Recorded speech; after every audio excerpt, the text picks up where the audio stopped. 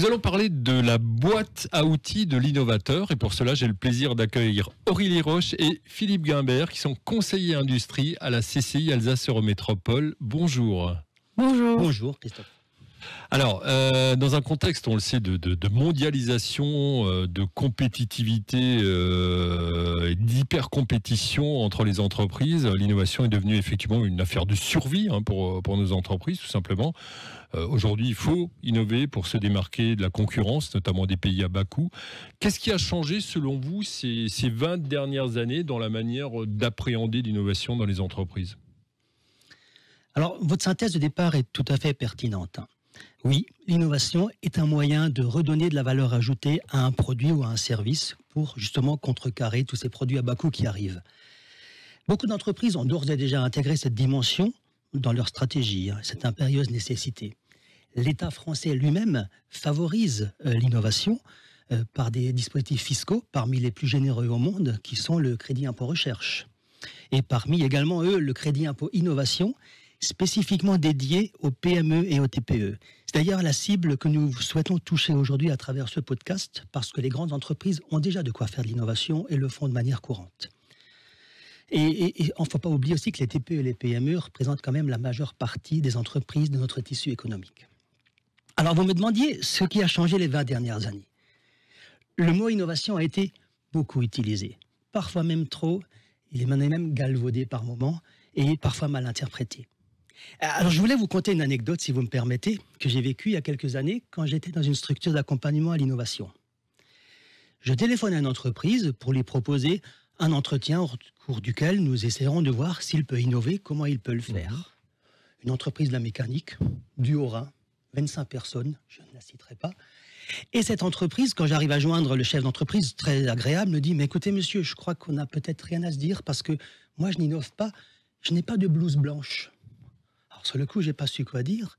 Et finalement, à l'époque, encore il y a quelques années, l'innovation était connotée recherche-développement, laboratoire, recherche fondamentale. Or, cette anecdote, elle est quand même révélatrice d'un certain état d'esprit. Beaucoup d'entreprises ont progressé sur la maturité face à l'innovation. On n'est pas là aujourd'hui pour apprendre et donner des leçons à quiconque. Ceci étant, pour revenir sur la question des départs, quand vous me disiez qu'est-ce qui a changé il y a 20 ans, il n'y a pas grand-chose qui a changé, notamment en termes de définition de l'innovation. Et je voulais vous citer, si vous me permettez, la définition de l'innovation telle qu'elle avait été édictée au siècle dernier, alors quand je dis siècle dernier, c'était en 1996, par l'Union européenne elle-même. Et cette définition, c'était « L'innovation, c'est toute démarche de changement qui apporte un avantage concurrentiel, notable et durable à une entreprise sur sa zone de chalandise. » Alors elle peut être certes technologique, technique, donc la recherche-développement, mais elle peut également être organisationnelle, commerciale, voire un changement de modèle économique, qu'Aurélie abordera tout à l'heure, qui est tout simplement une autre manière de proposer son offre à la clientèle. Et vous voyez donc que cette définition, elle est à large spectre. L'innovation, c'est quelque part tout ce qui apporte un supplément de compétitivité à une entreprise. Et on peut la résumer en disant, c'est vous cherchez à faire mieux, vous voulez améliorer vos produits, satisfaire vos clients, en conquérir d'autres. C'est ça l'innovation. D'accord, donc une innovation qui ne se cantonne pas à l'innovation technologique, qui touche toutes les fonctions de l'entreprise dans sa globalité. Alors, comment fait-on, Aurélie, pour installer un processus d'innovation vertueux dans l'entreprise ? Est-ce qu'il y a des bonnes pratiques, des prérequis, des astuces dont on peut s'inspirer ? Alors effectivement, Christophe, il y a des prérequis, surtout en termes d'organisation, puisqu'on dit que l'innovation ne se décrète pas, mais s'organise. Donc, on peut mettre en place tout un contexte qui permette l'émergence d'innovation. Alors, plusieurs exemples de prérequis, ça pourrait être déjà qu'il y ait une volonté de la hiérarchie de conduire l'entreprise vers l'innovation et que cette volonté soit traduite en stratégie. Il peut y avoir aussi l'implication du personnel et que l'ensemble de l'entreprise et des personnes de l'entreprise valident la vision aussi de la hiérarchie. On peut aussi prendre en compte les retours clients, alors qu'ils soient positifs ou négatifs, et au contraire, le côté négatif peut être très intéressant, puisque d'une remarque négative, on peut rebondir et créer quelque chose, ou trouver une solution à ce potentiel problème. on peut aussi aller jusqu'à l'implication du client dans le développement d'un produit. Donc, quelques exemples comme ça. Il y a aussi la capacité à remettre en question ce qui se fait. Et si on faisait autrement, par exemple? Donc là, j'ai donné plutôt des exemples d'organisation et aussi d'implication des personnes au sein de l'entreprise. Mais il y a aussi un état d'esprit à avoir. Un état d'esprit qui est plutôt créatif. Certains vont peut-être se dire, oui, mais moi, je suis pas créatif, comment je vais faire pour innover dans ces cas-là? Pas de problème. La créativité, c'est comme un muscle. Ça peut se travailler. Donc, on peut aussi avoir des petits exercices pour travailler. Et si vraiment on a l'impression de ne pas être créatif, il y a des méthodes aussi, il y a des techniques de créativité. Et par ces méthodes, ces techniques, on peut trouver des solutions originales, créatives, sans se sentir soi-même hyper créatif. Alors, autre point, selon les projets, on peut aussi très bien aller chercher donc, des experts en interne, mais aussi à l'extérieur. Donc, que ce soit des chercheurs dans les laboratoires universitaires ou même dans des entreprises privées, mais ne sous-estimez pas non plus vos fournisseurs avec leurs nouveautés que vous pourriez intégrer de manière originale. Et dernier conseil que je donnerais, quand on veut se lancer sur une démarche d'innovation dans une entreprise, c'est de commencer par des quick wins. Alors qu'est-ce que c'est? Ce sont des victoires rapides qui sont faciles, dont on est quasiment sûr qu'on pourra les atteindre, pour comme ça engager les gens dans la démarche, les faire adhérer et leur montrer que c'est possible. Donc commencer par des petites étapes avant de passer à des sujets plus complexes. Voilà. Très bien, alors on l'a compris, ça peut faire peur ce grand processus d'innovation. On se rend compte que finalement c'est un état d'esprit à cultiver, ce sont des relations à cultiver avec son entourage. Et puis c'est des méthodes aussi qui permettent tout simplement de stimuler cet esprit de créativité qui semble absolument indispensable. Alors Philippe, aujourd'hui nous sommes entrés dans l'ère des big data. Effectivement, toutes ces données massives qui sont recueillies par les entreprises, notamment sur le comportement des clients, sur leurs préférences, sur leurs attentes, sont des sources finalement d'innovation. Henry Ford disait avec un brin de provocation, si j'avais demandé aux clients ce qu'ils veulent, ils auraient répondu des chevaux plus rapides. Alors selon vous, est-ce que c'est essentiel de concevoir, d'innover, d'aller sur les voies de l'innovation avec les utilisateurs, comme c'est la tendance actuellement, ou est-ce qu'on a d'autres solutions plus technologiques, tout simplement? Alors oui, la réponse est oui, mais pas forcément que sur des voies d'innovation. C'est tout simplement des voies de progrès. Ce que j'aime à parler, donner un supplément d'âme à un produit, tout simplement de par ce que les clients ont exprimé. Et je dirais que c'est vrai que l'expérience client aujourd'hui, c'est ce qui regroupe l'ensemble d'ailleurs des interactions entre l'entreprise et sa clientèle. Ça s'impose déjà à tous. C'est vraiment la grosse tendance du moment. Et je voulais illustrer mes propos par une deuxième anecdote qui va vous expliquer clairement en quoi l'expérience client est quand même fondamentale. Il y a 2 ans, à Strasbourg, j'ai fait partie de l'organisation d'un événement au pavillon Joséphine de l'Orangerie.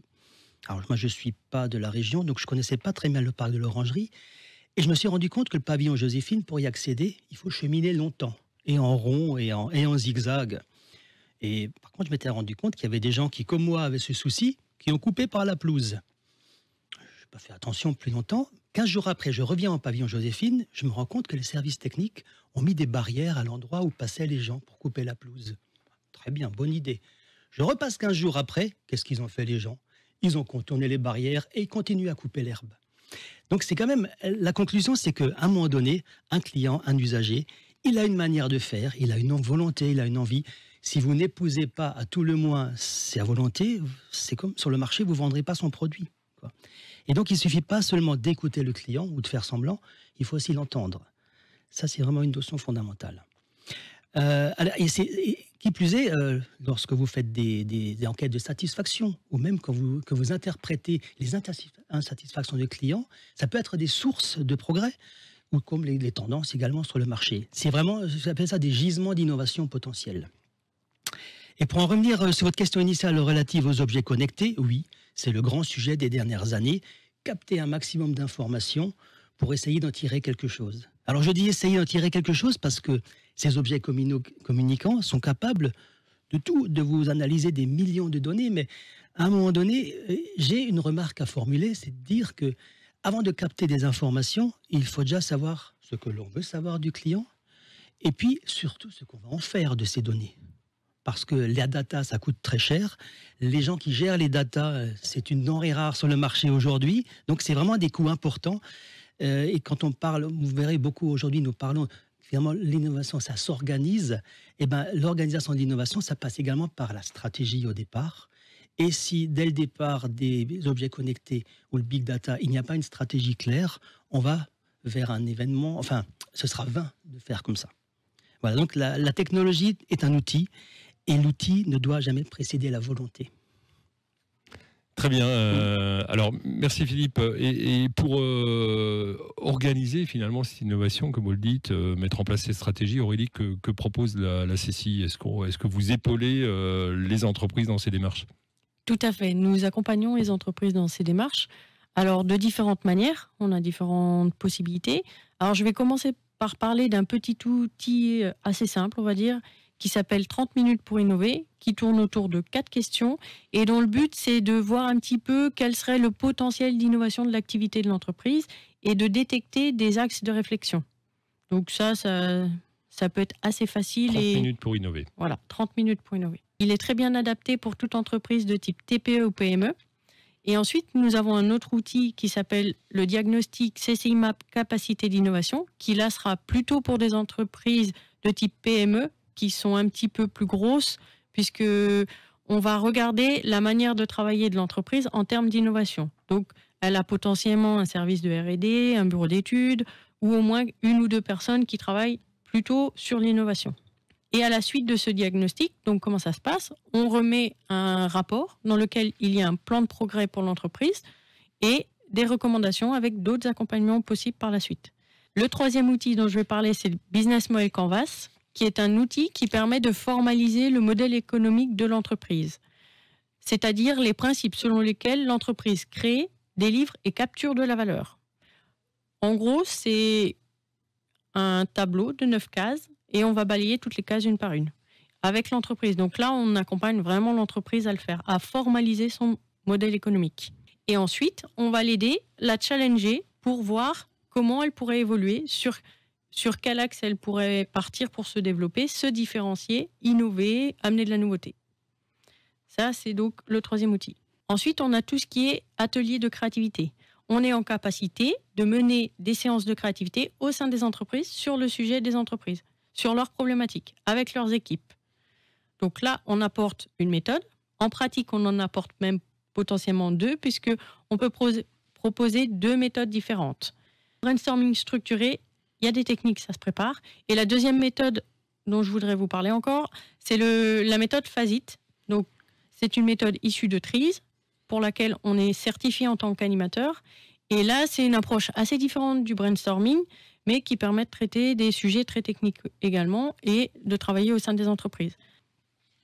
Alors, pour les sujets, je ne vais pas forcément pouvoir donner des exemples très précis, puisque quand on travaille avec les entreprises sur la créativité ou l'innovation, on est sur des sujets confidentiels. Par contre, je peux donner quelques exemples de typologie de séances qu'on a animées. Donc, on a déjà travaillé sur des sujets très techniques. Alors, nous, on apporte l'animation. Si on ne comprend pas bien ou on ne maîtrise pas le sujet, c'est pas grave.